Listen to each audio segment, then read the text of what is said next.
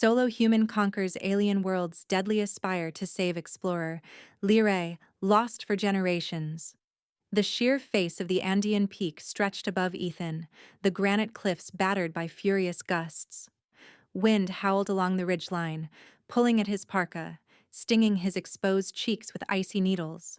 He pressed his body close to the stone, fingers finding holds invisible to all but the trained eye. Every move was silent, practiced, deliberate. The culmination of years spent suspended between earth and sky. "Storm's coming in, Ethan. You've got less than half an hour to summit, do you copy?" The voice crackled in his earpiece. Marisol, the team's meteorologist, her calm already strained by the gathering thunderheads. Ethan grunted, not wasting breath on reassurance. The world shrank to granite and frost. His gloved hands traced a seam running up the rock, legs braced against a narrow ledge. He could feel his team tracking his ascent from the base camp far below, their voices an undercurrent in the back of his mind. Wind speed spiking. Pressure's dropping fast. "He's almost to the overhang." He didn't respond.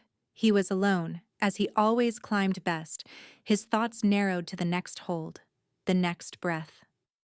A sudden updraft ripped across the cliff, threatening to unbalance him, but Ethan rode it, shifting his weight, heart steady. He scanned the rock above. No obvious path, only the faintest shadow of an outcrop. He leapt, trusting muscle memory and instinct, catching the edge by two frozen fingers.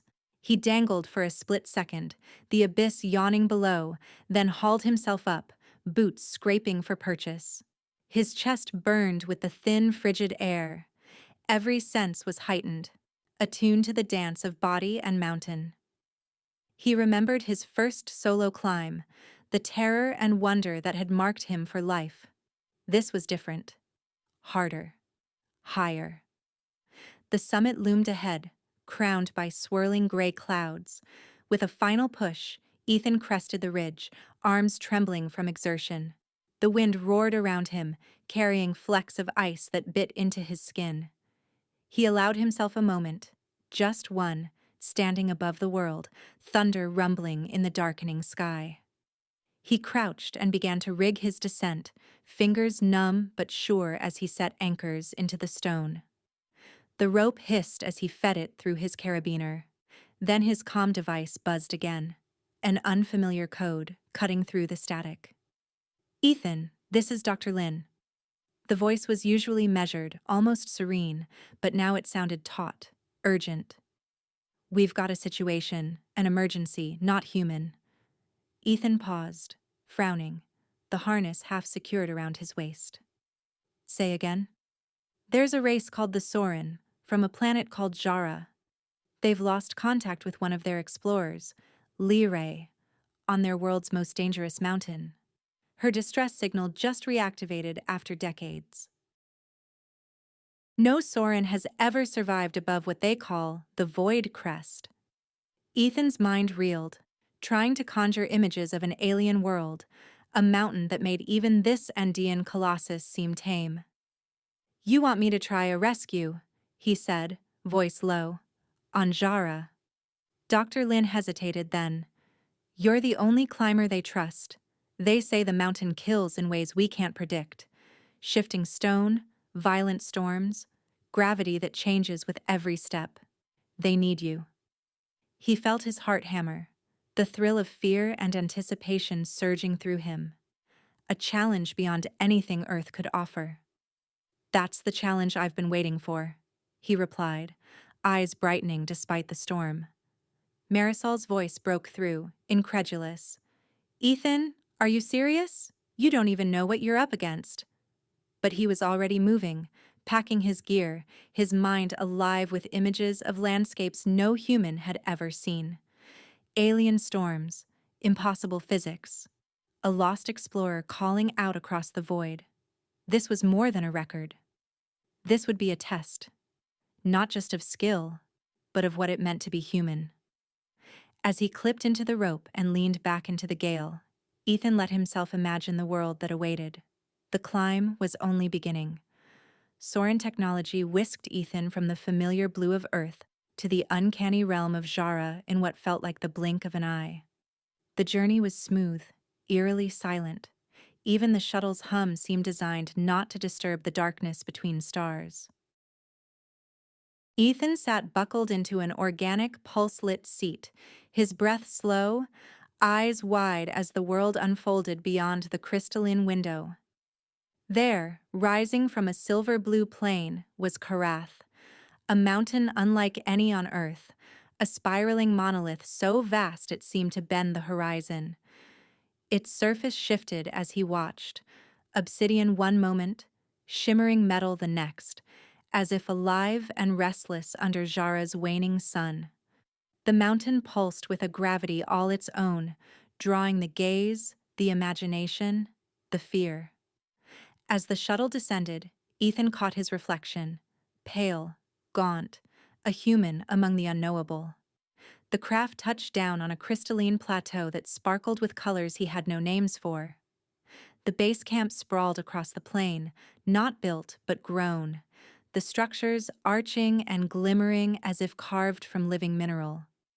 Soren scientists moved through the encampment with fluid grace, their skin a myriad of jewel tones, eyes bright and unreadable. He stepped out into the alien air, the light subtly different, the chill biting yet bearable. Captain Vera awaited him at the landing, tall and imposing, her skin an emerald green veined with gold, head crowned with an elaborate array of horned filigreed headgear that marked her rank. Her stance was formal, arms crossed, eyes assessing him with a flicker of skepticism. "Ethan," she greeted, voice melodic but cool. "You are smaller than I expected." He managed a crooked smile. "Most mountains think so too." "Doesn't stop me from climbing them." Vera's expression flickered. Was it amusement? Disdain? She gestured for him to follow, leading him past the mineral-grown domes, the subtle hum of alien machinery, the clusters of Soren who turned away, unwilling to glance at the mountain that loomed over them all. "No Soren has ever survived above the void crest," Vera explained as they walked. "The stone becomes unpredictable. Temperatures swing from searing to freezing in heartbeats. The air itself turns toxic. We lose more than bodies. We lose hope." Ethan looked at Karath, its spirals gleaming, casting shifting shadows across the camp.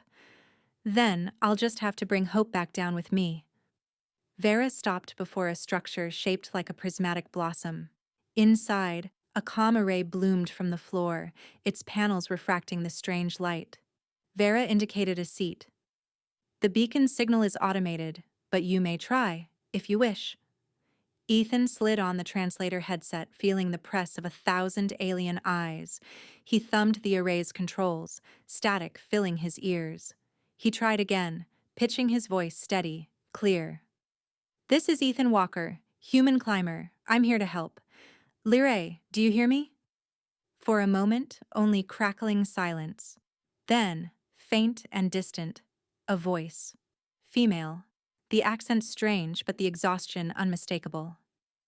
"Who calls me after so long? Another Soren too proud to let go?"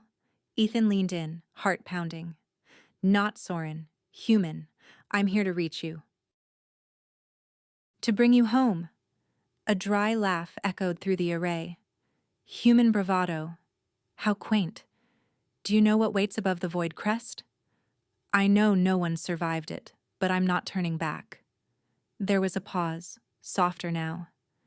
"You sound different than the others. Curious? Or foolish?" "Both, probably," Ethan said, grinning despite himself. "But I promise, I won't quit on you." Vera stepped closer, her tone sharp as she joined the call. "Lirae, this is Captain Vera. We have sent our best." Bitterness laced Lirae's reply. "You sent me once, then you left me. Are you sending another to die?" Ethan broke in, voice gentle. "No one's giving up on you, Lirae. Not this time." For a breath, only the hiss of static. Then, quietly, Dawn will find you on the stone then, if you survive the night. The calm array dimmed. Vera regarded Ethan with new intensity. You realize, your confidence is dangerous. For you. For her. He nodded, shouldering his pack. I've made peace with dangerous things. That night, Ethan lay on a mineral-woven cot, staring at the ceiling's shifting patterns. Lirae's voice haunted him. Sarcastic, wary, yet threaded with longing. She had survived alone for decades, abandoned yet unbroken. This wasn't just a rescue. It had become a mission with a face, a voice that lingered in the silence, drawing him onward. Sleep was elusive. Fragments of earth mingling with visions of Karath, mountain and mystery, promise and peril. When the alien sun finally rose, the world turned to molten silver and copper, Karath's spirals blazing in the dawn. Ethan stood at the mountain's base, helmet sealed, suit tuned to Soren environmental bands. Vera and the others watched from a safe distance, recording every move. He began his ascent. The climb was nothing like Earth. The stone beneath his gloves pulsed faintly, warm in one spot, icy in another, shifting textures with every step. Slick as glass, then suddenly razor-edged. He found himself relying on instinct, letting his hands and feet read the mountain's moods. He placed no trust in rope or piton. The mountain rejected foreign anchors, spitting them loose, bending them in ways physics had no words for. Above him, the atmosphere shimmered, bending light and shadow. He paused, breath coming hard, sweat freezing in rivulets inside his suit. Lirae's voice crackled through the calm, fainter now, but somehow closer.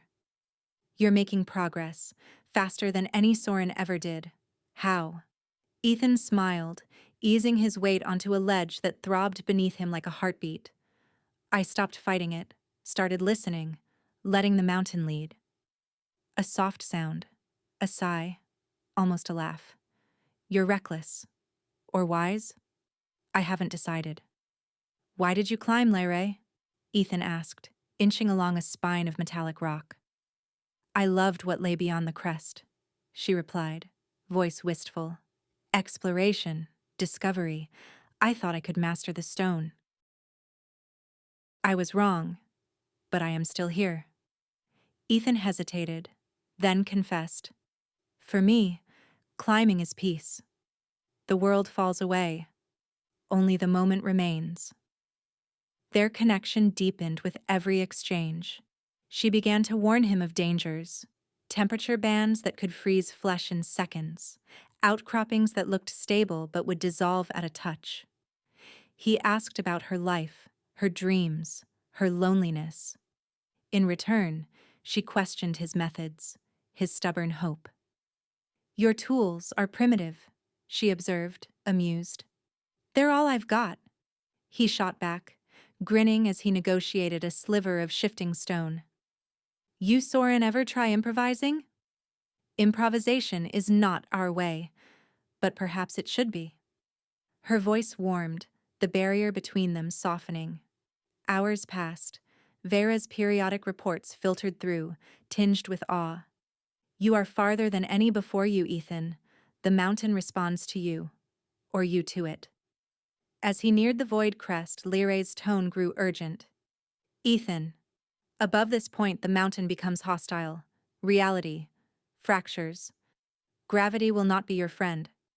Promise me you will not be reckless. He paused on a ledge that glowed with inner fire, looking up at the swirling mists. Reckless is my nature, but I promise, I'll be careful. A silence then. You move as if you belong here, not as an intruder. The admiration in her voice sent a thrill through him, more intense than the wind, the cold, the danger. Maybe I do belong here, Ethan replied, voice quiet. Maybe we both do. Her answer was almost a whisper, laden with promise. If you reach me, Ethan, I will show you wonders no human has ever seen. The words hung in the air between them, shimmering like the dawn on Karath's impossible slopes. A promise of more than just rescue, a possibility that made Ethan's heart race as the climb pressed onward into the unknown. By the fourth day, Ethan crossed into the realm of the impossible. The air thinned and shimmered, and the world seemed to unspool beneath him, unbound by the laws he had always trusted. The mountain no longer obeyed logic. Stone flowed beneath his hands, folding in on itself, reshaping with a sound like a slow exhale. He stepped forward, and the ledge reformed to accept his boot, as if Karth itself had decided to make room for him. Focus on what you feel, not what you see, Lirae's voice advised, soft in his ear, bridging the void between them. The stone wants to mislead you, but it cannot lie to your instincts. Ethan obeyed, moving by touch and intuition. He reached for a hold and the surface rippled, solidifying only when he committed his weight.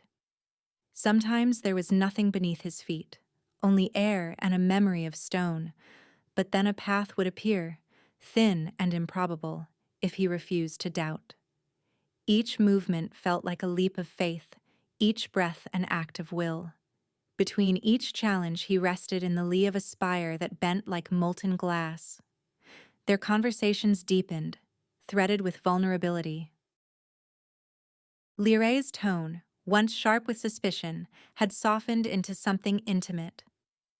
"I wasn't just exploring," she confessed, her voice trembling like wind in a hollow.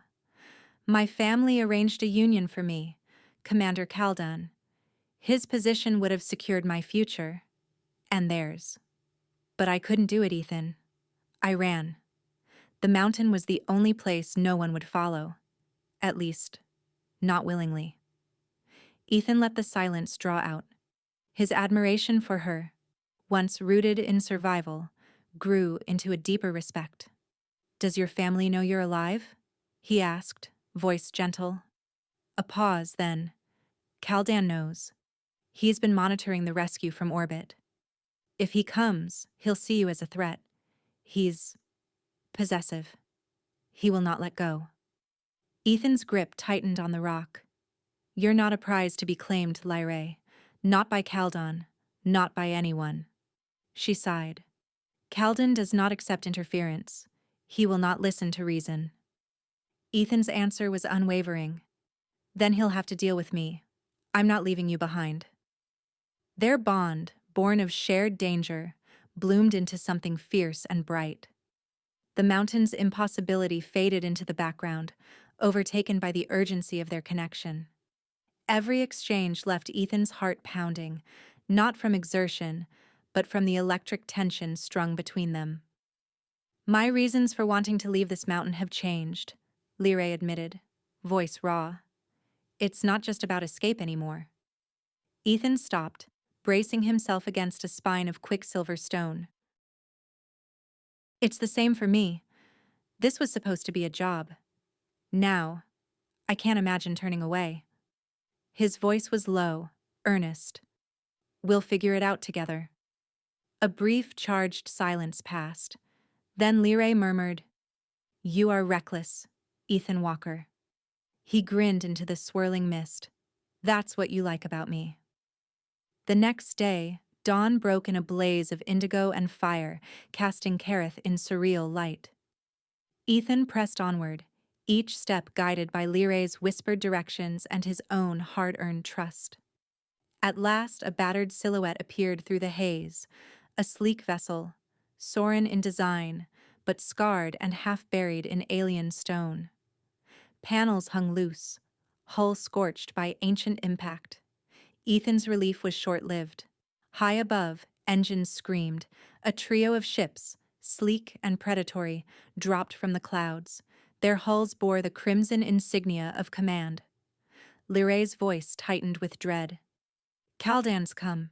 He always said he would reclaim what was his." Ethan knelt beside the crashed ship, gloved hand pressed to the hull. "Lirae, is this what you want? To be taken back?" Her answer was immediate. "No. Kaldan is everything I ran from: duty, control, the expectation to belong to someone else. I chose the mountain over that cage. He swallowed, the roar of Kaldan's ships echoing across the heights. And me? Is what we feel real, or just loneliness talking? A pause, filled with static and hope. It's real. It has to be. I have spoken to shadows for so long, Ethan. You are not a shadow. You are possibility. He exhaled, relief and yearning tangled together. When I reach you, nothing will be simple. She laughed, a bright, nervous sound. It never was. Above, Kaldan's ships fanned out, scanning the mountainside. Ethan glanced skyward, a flare of defiance in his chest. He's not taking you if you don't want to go. I'll hold them off as long as I can. Inside her shattered vessel, Lirae's hands trembled on the controls. She watched Ethan's approach through fractured sensors, the image flickering but clear enough to make out the determination in his eyes. You're not what I pictured a human would be, she said quietly. Ethan, pausing at a twisted hatch, looked straight into the nearest camera. Is that good or bad? Her smile was almost visible in her voice. Better than good. He pressed his palm to the ship's skin, feeling the pulse of life within. Hang on, Lirae, I'm almost there. She closed her eyes, drawing strength from his nearness. Time is running out, Ethan. Kaldan's ships are landing. He nodded, jaw set, every nerve thrumming with purpose. Let him come. I'm not leaving you. Their connection, once improbable, now felt inevitable. The mountain had changed them both. No longer just climber and castaway, but something more. As the shadows of Kaldan's fleet lengthened across the shifting stone, Ethan and Lirae clung to hope, poised on the edge of the unknown, determined to face whatever came next together. Ethan's final climb was a battle against a mountain determined to break him. Every handhold he reached for dissolved into shifting mist or twisted into razor-edged blades. The stone seemed to sense his intent, resisting with a will of its own. His gloves tore, skin burning from cold and the sting of metallic dust. Sometimes the only way forward was to trust in the impossible, leaping where logic said no path existed, pressing onward when the mountain's gravity flickered sideways. Above, Lirae's voice was a lifeline, guiding him through the chaos. Left, Ethan. The stone will hold, only if you don't hesitate. He obeyed, breath raw in his chest, vision tunneling as violet lightning flashed across the sky. The world shrank to pain and movement, heart pounding in his ears. He lost count of how many times he nearly slipped, how many times the mountain tried to unmake him. But he pressed on, driven by the memory of Lirae's voice, by the promise he'd made. At last, through a veil of acidic mist, Lirae's ship appeared, sleek and battered, half buried in living stone. The hatch slid open, spilling violet light across the slope. Ethan stumbled forward, legs trembling, and stepped inside. The air within hummed with energy, scent of ozone and alien blooms. He barely had time to catch his breath before Lirae appeared before him, framed in the amethyst glow. They stared, breathless. Lirae was even more breathtaking in person, tall, regal, skin the color of deep emerald, violet eyes catching the light with every flicker. Her horns were majestic, adorned with intricate metal filigree, and her dark hair, threaded with jewels, cascaded over her shoulders in a tumble of midnight and starlight.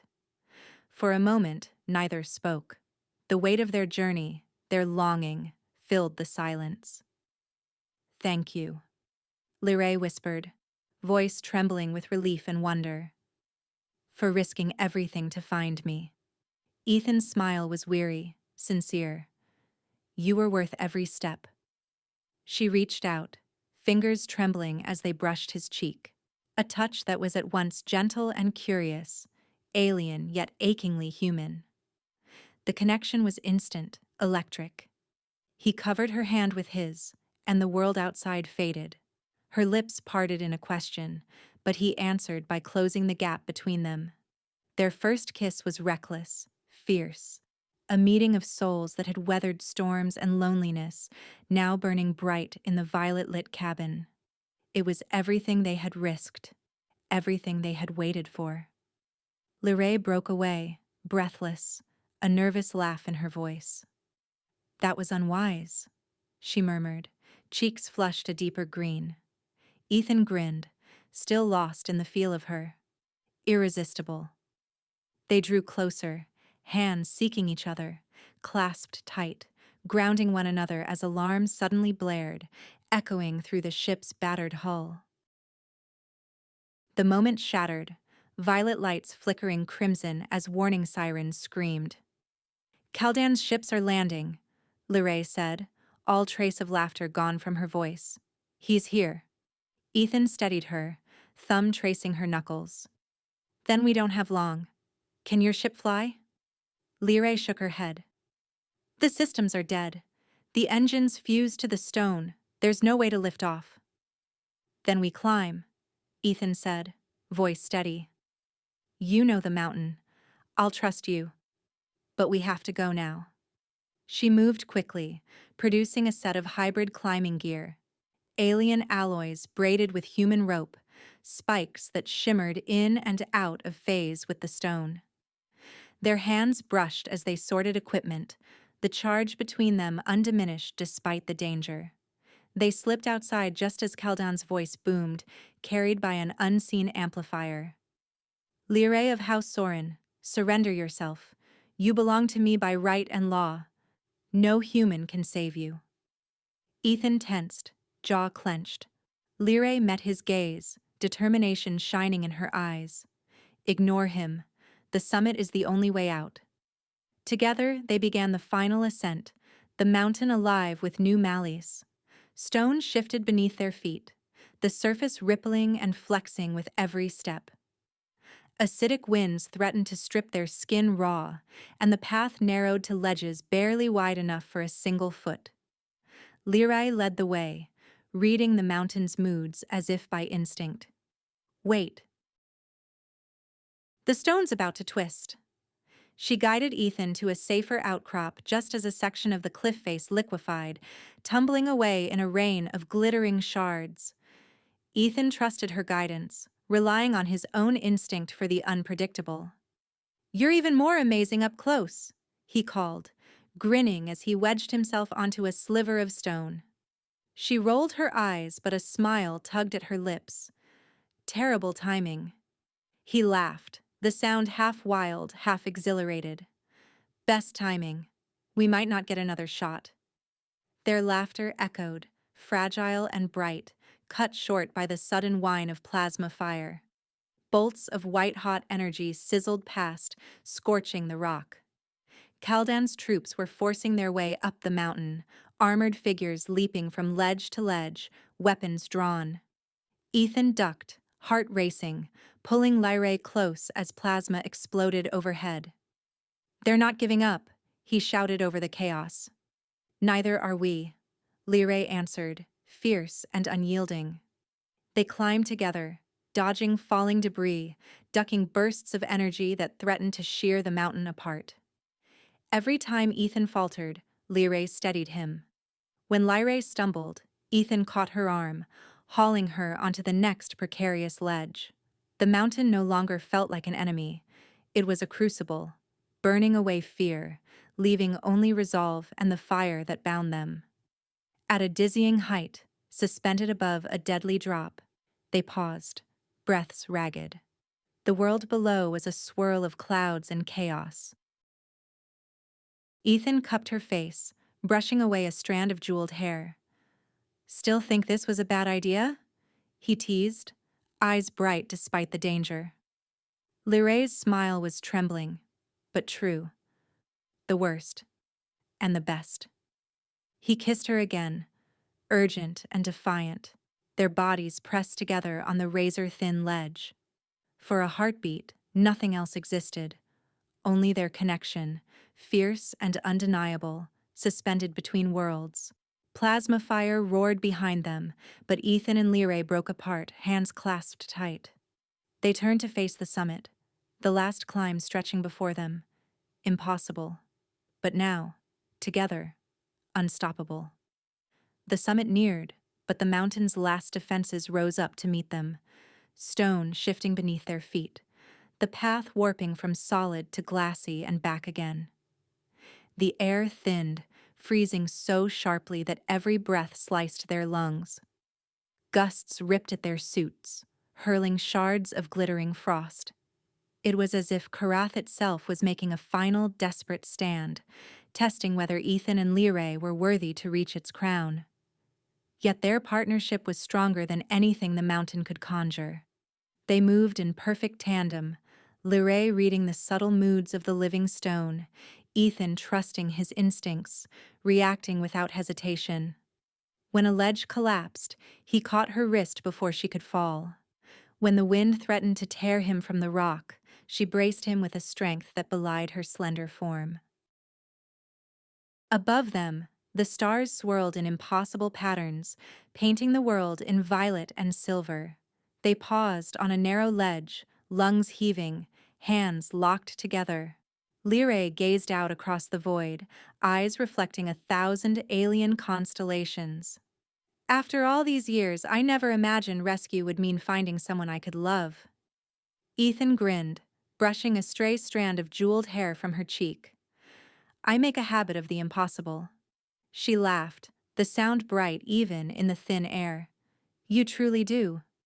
Together they pressed onward, the last push, every step hard won. At last the ground leveled beneath their boots. They stepped onto the summit, a broad plateau of living stone that pulsed softly, as if breathing beneath their feet. Above, the alien sky unraveled in ribbons of color, stars dancing in constellations that seemed to shift and change with every heartbeat. For a moment they simply stood, breathless, side by side. The universe stretched out before them, wild and infinite. Then a roar split the air, a flagship descending, engines shaking the very stone. The vessel touched down with a hiss, bristling with weaponry. Troops spilled out, but none dared cross the living edge of the summit. At their center strode Kaldan, tall and imposing, his armor gleaming, his eyes fixed on Lirae. He barely spared Ethan a glance, dismissing him with a flicker of contempt. Kaldan's voice was cold, honed by years of command. Lirae, you will return with me. The traditions of our people demand it. Your place is by my side, as it always should have been. Lirae stood tall, her hand finding Ethan's. She met Kaldan's gaze without flinching. I choose my own fate. You never understood that, Kaldan. You never even tried. Kaldan's nostrils flared, his composure cracking. You would throw away your future for this? He gestured at Ethan, derision plain in his tone. A human with no standing, no history, no right? Ethan stepped forward, shoulders squared. She's not a prize, Commander. She's not yours to claim. Kaldan's hand went to his side, drawing a weapon that hummed with lethal energy. His eyes burned with wounded pride. You have no idea what you're interfering with, human. Stand aside. Lirae's grip on Ethan tightened. I will not go with you, Kaldan. Not now. Not ever. With a snarl, Kaldan raised the weapon and fired. The beam shot toward them, but the mountain itself responded. The stone surged upward, a living shield erupting between them and the blast. The energy dissipated harmlessly, shimmering across the crystalline barrier. All around, the plateau vibrated, as if Karath was lending its strength to those who respected it. Lirae stood even taller, pride in every line of her body. This place recognizes those who respect it. It protects those who choose freely. Kaldan stared in disbelief, weapon trembling in his grasp. The mountain's light caught his face, revealing the truth. He was not in control here, and never had been. He looked between Ethan and Lirae, jaw set. Tradition gives me rights. Calden said, voice unsteady. Duty? Tradition means nothing without choice, Ethan interrupted, voice calm but unyielding. You never offered her freedom. I do. The silence was electric, the mountain humming with anticipation. Caldan's troops shifted uneasily, the wind swirling around them, whispering ancient secrets. After a long, taut moment, Caldan's shoulders slumped. His pride could not withstand the truth etched in the living stone, the power of Lirae's will. If this is your will, Lirae, he said, voice hollow, I will not stand in your way. He turned, motioning for his troops to retreat. The flagship's ramp closed with a hiss, engines firing as the vessel lifted off, fading into the swirling night. The noise of their departure echoed, then faded, leaving only the soft, rhythmic pulse of the summit beneath their feet. Ethan exhaled, tension draining from his body. Lirae turned to him, eyes shining with relief, with hope, with something more.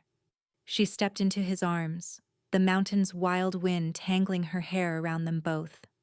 What now? She whispered, voice trembling with anticipation and joy. Ethan pulled her close, pressing his forehead to hers. Now we climb down. Then we find our own path. Hand in hand, they stood together on the living stone. The mountain, no longer hostile, seemed to glow around them, a silent benediction, blessing the choice they had made, the love they had found at the edge of the impossible. The descent was both perilous and exhilarating, a mirror image of the impossible ascent but infused now with hope. Where once the mountain had fought every step, stone twisting and air biting, now it seemed to shift in their favor. Ledges appeared where they needed them, handholds offered themselves to Ethan's fingers, and the wind, still fierce, now urged them on rather than driving them back.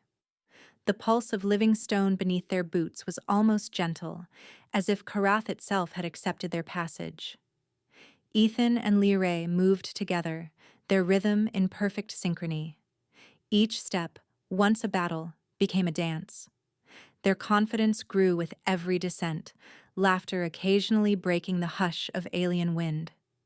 The adrenaline of survival slowly faded, replaced by something quieter, deeper. A warmth that needed no words. They paused in a hollow carved by the elements, the sky above swirling with alien stars. Lirae sat, legs folded beneath her, and Ethan settled beside her. For a moment they listened to the silence, broken only by their breathing and the distant song of the wind. Lirae smiled, brushing a lock of jeweled hair from her face. I never thought I would see the world below again, or that I would care to. Ethan glanced sideways, a playful glint in his eye. What changed your mind? She reached out, fingers tracing the back of his hand. You did. And the mountain. I thought I was climbing to escape, but really, I was climbing to find something worth returning to. He laughed softly, squeezing her hand. If someone had told me my greatest climb would end with me falling for an alien explorer, I would have called them crazy. She arched an elegant brow. Are you complaining? Not even a little, he said, eyes shining. They shared stories as they descended. Ethan's tales of Earth, his childhood spent chasing storms and summits. Lirae's memories of Soren, stories of bioluminescent forests and crystalline seas. They spoke of dreams, too. Lirae wanted to see other worlds, to set foot on planets where the sky danced with colors she had only imagined. Ethan wanted freedom, a life untethered by gravity or expectation, with someone who understood the lure of the unknown. They made tentative plans in the hush between dangers. We could visit the ringed planet in the Viren system, Lirae suggested one evening, her voice soft in the darkness. Ethan grinned. And after that, Earth. I want to show you the Andes. The stars look different from there. She smiled, her eyes filled with wonder. I want to see them all. With you. The mountain's last obstacles fell away beneath their feet, as if Karath itself wished them well. When the base camp finally came into view, shimmering on the crystalline plateau, Ethan's heart surged with relief and gratitude. The camp was a beacon of firelight and hope after so much cold, alien adversity. Captain Vera was waiting, flanked by Soren scientists and a handful of human support staff. She stared as Ethan and Lirae approached, her usual composure lost to awe. The impossible had been achieved. Not just the ascent and descent, but something greater. Two worlds had found common ground, and the story of their climb would ripple outward for generations. Vera strode forward, her emerald skin glowing in the dawn. "You did it. You both did." She glanced between Ethan and Lirae, her voice unsteady. "No Soren has ever returned from above the void crest, and never like this." Lirae smiled, standing a little taller. "It wasn't the mountain that tried to keep me. It was the old ways. They have lost their hold." The Soren leaders gathered, their eyes troubled, shaken by the defeat of Kaldan and the mountain's astonishing response. Old traditions were being questioned, their rigidity undermined by a human's stubborn hope and an outcast's courage. A counselor approached, bowing low. "Lirae of House Soren and Ethan Walker of Earth. Sanctuary is yours for as long as you wish. Karth will remember you." Ethan glanced at Lirae, his answer clear in his eyes before he spoke. "We're grateful, but we need to find our own way." Together. There were nods, some hesitant, some proud. The world was changing before their eyes. Packing was simple. The few belongings Ethan had brought fit in a single bag. Lirae carried only a slim case of artifacts and a small living crystal that pulsed with blue light. The shuttle that would take them to orbit was smaller than the flagship, its interior quiet, the seats side by side. As they boarded, Ethan turned to Lirae, catching her in the gentle glow of the cabin lights. Her hair, studded with gems, seemed to catch and bend every color. Her eyes, deep violet, rimmed with hope and excitement, met his, and the world narrowed to just the two of them. "Ready for a new world?" he asked, voice rough with feeling. She answered by slipping her arms around him, her laughter soft and unguarded. "Wherever you are is home." The shuttle lifted, leaving the crystalline camp, the living mountain, and the watching Soren behind. They watched as the world of Jara faded into the velvet dark, its impossible summit now just a memory and a promise. In the weeks that followed, their story echoed across two worlds. Whispers became legend, the human climber who challenged the impossible, and the alien woman who found freedom and love atop the galaxy's most treacherous peak. Their names became symbols, not only of defiance and courage, but of hope, proof that the unknown could be faced, that even the deepest divides could be bridged. On Earth, they landed beneath familiar stars, greeted by new friends and old landscapes. On Jara, Lirae's defiance sparked change. Soren elders convened, traditions bent toward compassion, and Karth was no longer only a place of exile and fear, but of legend and new beginnings. Hand in hand, Ethan and Lirae stepped into their new life, a journey of discovery, laughter, and love, unbound by gravity or expectation. Their adventure and their romance was just beginning. That's the end of the story. Please do not forget to subscribe to our channel, like the video, and write in the comments what you liked most about this story. Our team will be very grateful to you. You can find even more fascinating stories on our channel. See you in the next video.